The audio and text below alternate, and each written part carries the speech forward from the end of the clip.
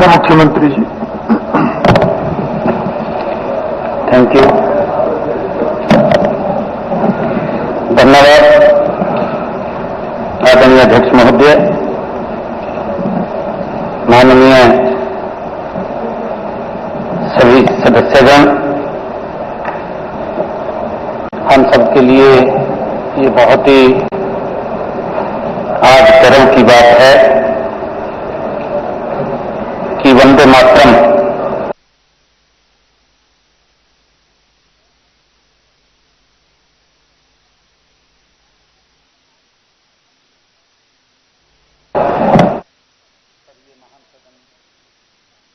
आज 150 वर्ष पूरे होने पर चर्चा कर रहा है। माननीय अध्यक्ष जी, मैं बधाई देना चाहूंगा सभी माननीय सदस्यों को जिन्होंने इस चर्चा में भाग लिया। वंदे मातरम की चर्चा का प्रस्ताव हमारे बहुत ही वरिष्ठ इस महान सदन के सदस्य घनश्याम दास अरोड़ा जी ने प्रस्ताव रखा और इस पर चर्चा में भाग लेते हुए आदित्य सुरजेवाला जी, हमारे बीबी बत्रा जी, योगेंद्र राणा जी और हमारे ऑपोजिशन के नेता चौधरी भूपेंद्र सिंह हुड्डा जी, सभी ने भाग लिया और इस पर चर्चा की है। माननीय अध्यक्ष जी, मैं आपका और सदन के सभी माननीय सदस्यों का हृदय से आभार भी व्यक्त करता हूं कि हमने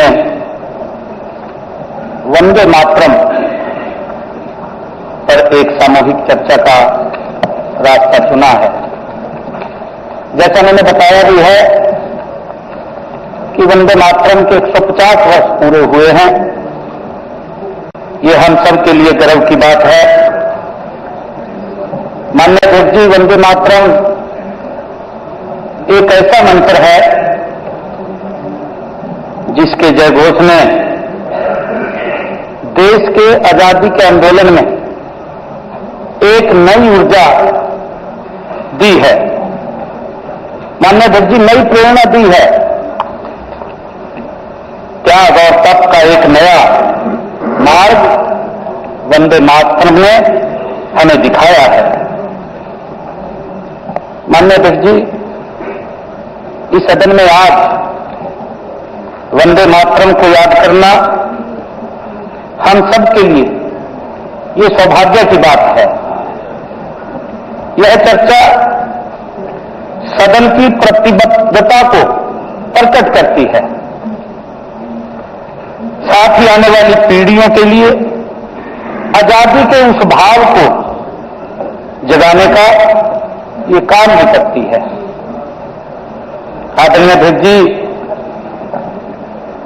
हमारे लिए यह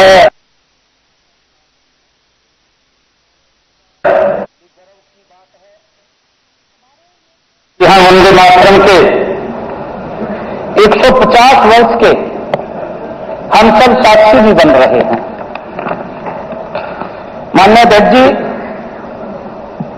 आज इस महान सदन में वंदे मातरम के 150 वर्ष के ऐतिहासिक अवसर पर चर्चा करते हुए मैं स्वयं को गौरवान्वित महसूस कर रहा हूं।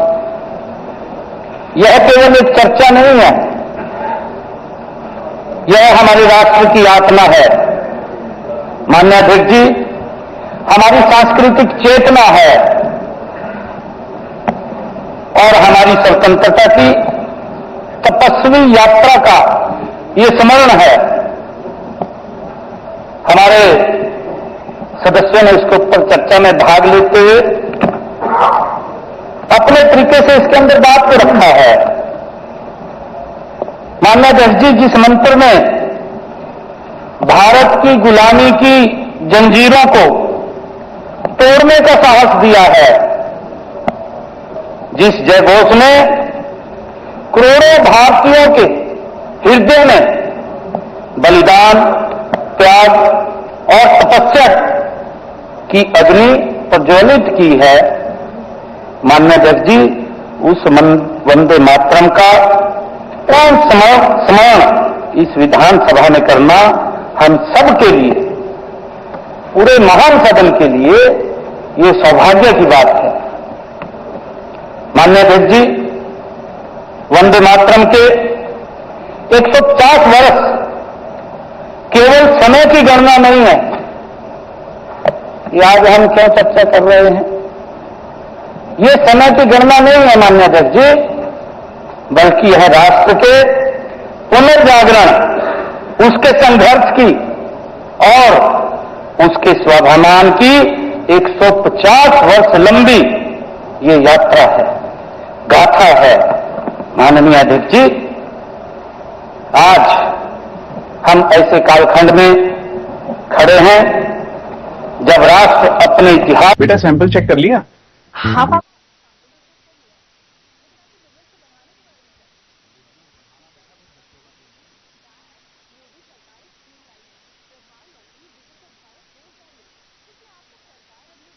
तक हर महीने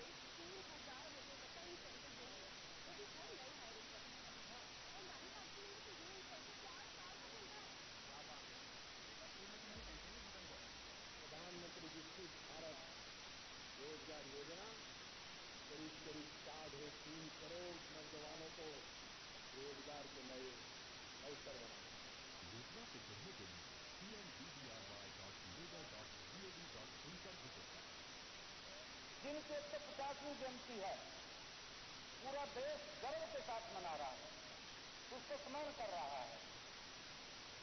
माननीय अध्यक्ष जी, भगवान बिरसा मुंडा जिन्होंने इस देश को दिया है, ऐसे महान व्यक्तित्वों की जयंती आज हम उसको स्मरण कर रहे हैं, याद कर रहे हैं। बिरसा मुंडा जी की भी 150वीं जयंती हम सब मना रहे हैं। और अभी अभी कल ही पूरे महान सदन ने उसको याद भी किया है।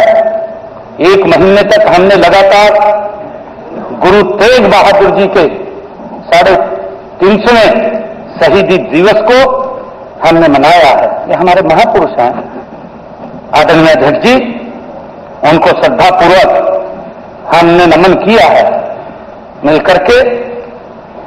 और इसी इन सब स्मृतियों के बीच हम सब के लिए वंदे मातरम के 150 वर्ष हमें यह याद दिलाते हैं कि भारत की आत्मा केवल राजनीतिक स्वतंत्रता नहीं है माननीय अध्यक्ष जी, बल्कि सांस्कृतिक स्वाभिमान से भी ये बनी हुई है। माननीय अध्यक्ष जी, यह चर्चा हमारी आने वाली पीढ़ियों के लिए एक प्रेरक धरोहर बन सकती है यदि हम इसे पूरे मन, पूरे विवेक और पूरे राष्ट्र भाव के साथ इसको आगे बढ़ाएं। माननीय अध्यक्ष जी, बंकिम चंद्र चट्टोपाध्याय जी द्वारा रचित वंदे मातरम गीत 7 नवंबर 1857 को ये सार्वजनिक हुआ।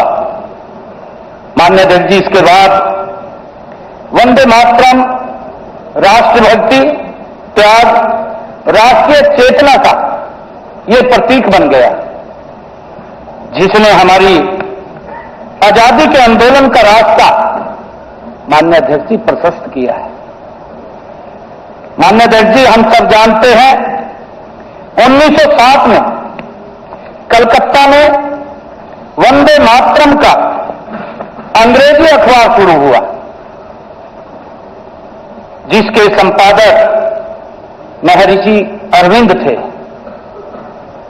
माननीय अध्यक्ष जी, उस समय ब्रिटिश सरकार ने उसे सबसे खतरनाक राष्ट्रवादी पत्र माना और अरविंद पर राजद्रोह का मुकदमा वो अंग्रेजों ने दर्ज कर दिया और उन पर मुकदमा चलाते हुए उन्हें सजा भी दे दी गई। माननीय अध्यक्ष जी, 1896 में गुरुवर टैगोर ने पहली बार कांग्रेस के अधिवेशन में वंदे मातरम को सार्वजनिक रूप से गाया। माननीय अध्यक्ष जी, वर्ष 1905 में वाराणसी अधिवेशन में महान कवित्री सरला देवी चौधरानी ने पूर्ण वंदे मातरम ये गाना गाया। माननीय अध्यक्ष जी, गुलामी के कालखंड के दौरान वर्ष 1936 के बर्लिन ओलंपिक में हमारी हॉकी टीम ने स्वर्ण पदक जीता, तब भी भावपूर्ण तरीके से वंदे मातरम का गान वहां पर हुआ। माननीय अध्यक्ष जी, 15 अगस्त 1947 को जब देश आजाद हुआ, तब सुबह 6:30 बजे सरदार वल्लभ भाई पटेल जी के आग्रह पर पंडित ओंकारनाथ ठाकुर जी ने आकाशवाणी से अपने मधुर स्वर में वंदे मातरम का गान देश को भावुक कर दिया। उन्होंने अपने मुखारबिंद से इसको गाया।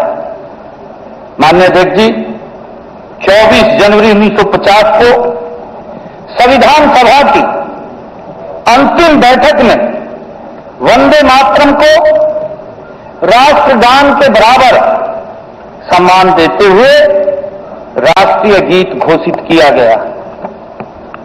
माननीय अध्यक्ष जी, हम सब जानते हैं कि वंदे मातरम की यात्रा तू गई यार।